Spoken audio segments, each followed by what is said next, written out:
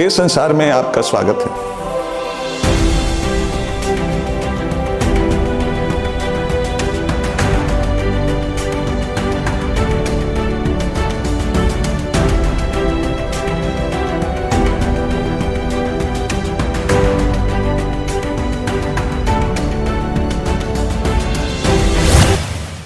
Friends, आज के संसार में हम एक बहुत अहम टॉपिक डिस्कस करने जा रहे हैं।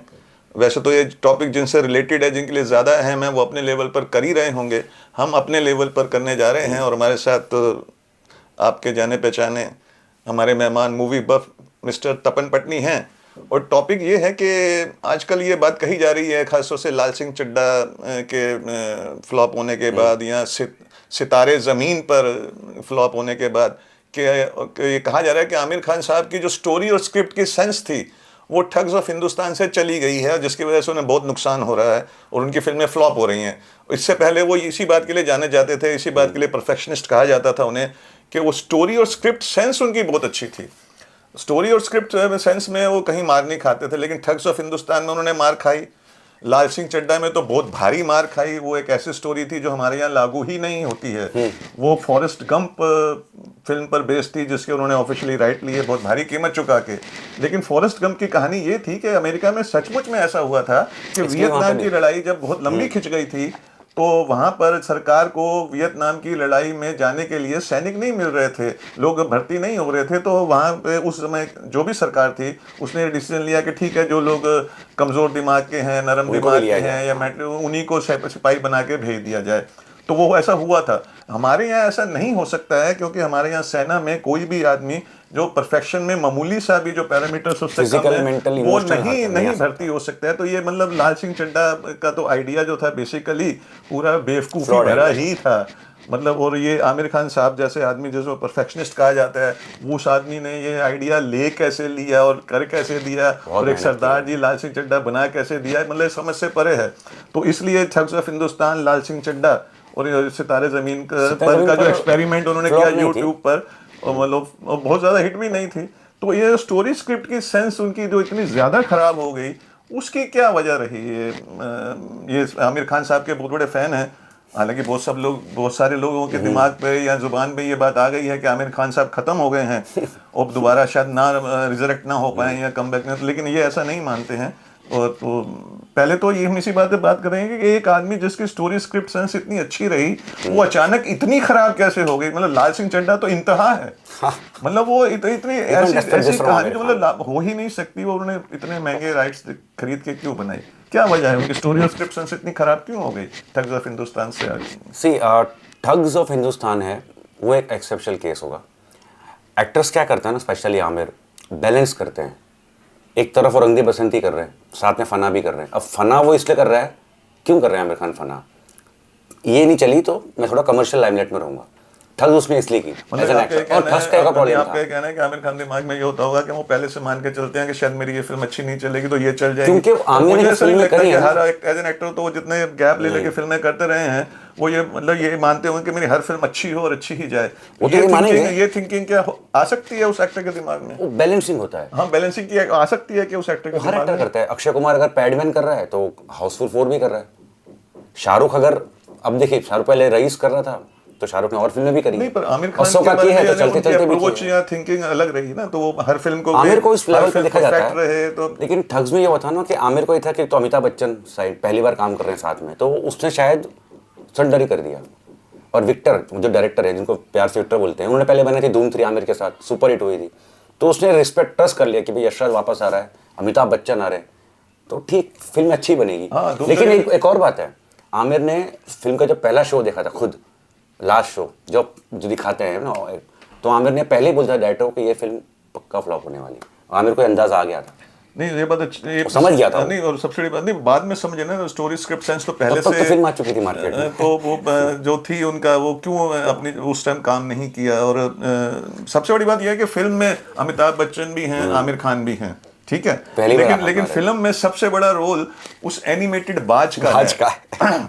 वही हीरो है। और सब ना सिर्फ रोल उसका बड़ा है बल्कि अहम है। फिल्म में जितने भी अहम ट्विस्ट या टर्न्स आते हैं वो बाज लाता है, जो नेचुरल भी नहीं है, ग्राफिक से बनाया हुआ, देखते ही लोग अपना सिर पीट लेते हैं, अटपटा लगता है, बहुत ही खराब है वो। बहुत खराब और बुरा लगता है। तो फिल्म तो बाज की थी, ना आमिर खान की थी, ना अमिताभ बच्चन की थी, तो वो स्टोरी स्क्रिप्ट सेंस लेकिन एक वहाँ पे फेल क्यों हो रही, क्या वजह रही? एक आध दो फिल्मों में सेंस फेल हो सकता है, क्योंकि ये जंगली घोड़ा है। लेकिन अगर हम ये देखें कि आमिर की जो वो सेंस थी, जो सारी फिल्में ऑन पेपर फ्लॉप है स्क्रिप्ट वाइज, वो सारी सुपरहिट कल्ट हैं आज। मतलब ये है कि हाँ, पहले भी कभी-कभी हो जाता है कुछ फिल्में imbalance। फ्लॉप रही हैं, बहुत लेकिन ठग्स ऑफ हिंदुस्तान के बाद तो ऑलमोस्ट ये कहा जाता है कि story script sense almost gone वाला केस हो गया। नहीं, आप ऐसा नहीं मानते?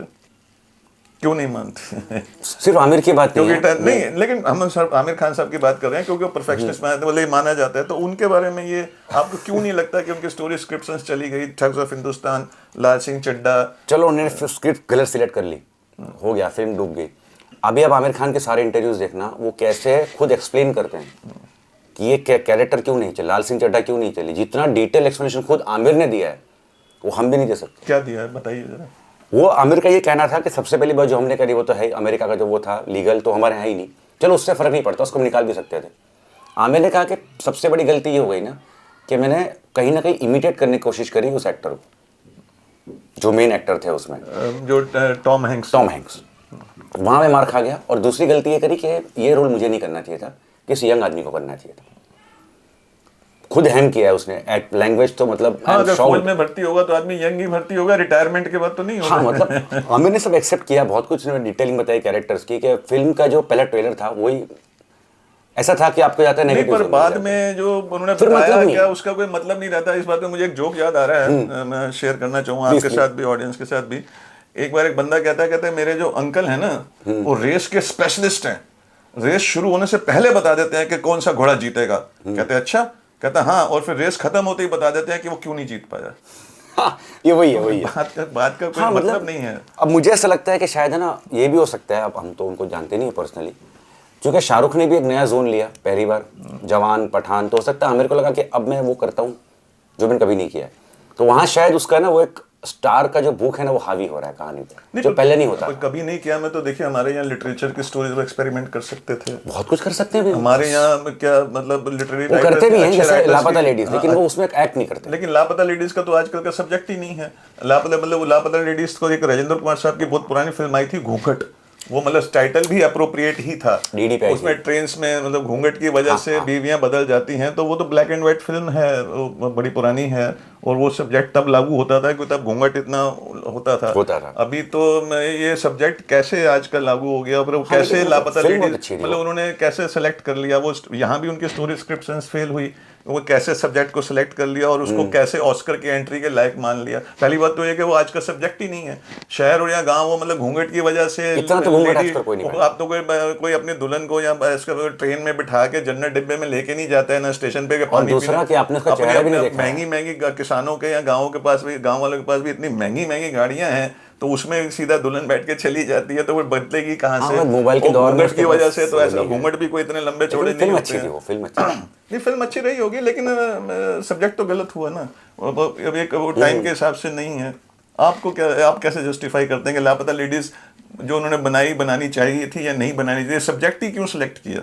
क्या ये सब्जेक्ट सिलेक्ट करना चाहिए था आज के ज़माने में? हाँ, क्यों नहीं, फिल्म अच्छी है, मेकिंग अच्छा है उसका। उसमें उन्होंने बताया कि लॉजिकल ऐसा कुछ है, फिल्म मैंने देखी नहीं है, पहले बताया कि ये कहानी 1940 की है, ऐसा स्पेसिफाई नहीं किया, लेकिन आपको मालूम पड़ता है। मोबाइल फोन दिखाया है उसमें, मोबाइल फोन है नहीं है, पर डेट दिखाया कि पीरियड फिल्म है जी 1940 की, ऐसा कुछ नहीं किया उन्होंने। रवि किशन जो इंस्पेक्टर है उसके पास फोन है, सब कुछ है, मोबाइल फोन है, सब कुछ है। हाँ, तो आज इतनी पुरानी भी नहीं दिखाई है, बट ये है कि शायद मोबाइल फोन है तो आज की कहानी तो बनती नहीं ना। नहीं, लेकिन आज भी ऐसे मैं जानता हूँ, ऐसे राजस्थान में कई जगह पे है जहाँ पे आज भी अपनी पत्नी को देखना अलाउड नहीं है शादी के पहले, इवन वो हो सकता है, ठीक है, हो सकता है, लेकिन आज भी है इस देश में, तो काफी कम्युनिटीज में है। लेकिन वो आजकल तो लोग कारों में बैठ कर महंगी महंगी कारें सबके पास, प्रैक्टिकली पॉसिबल नहीं आ गया, इसलिए प्रैक्टिकली पॉसिबल ही नहीं है कहानी। तो ठीक है, सिनेमा ठीक है, लेकिन अभी जैसे वो बना रहे हैं जिन्होंने लाहौर नहीं देखा, उसकी फिल्म जो सनी देओल की आ रही है, वो तो शायद हबीब तनवीर साहब का प्ले है जिस लाहौर नहीं देखा, नहीं, असगर बजाज साहब का, वो से हबीब तनवीर साहब वो प्ले राइट थे, उन्होंने उसको मंचन किया, बहुत सारा, बहुत पॉपुलर प्ले है, बहुत सारा।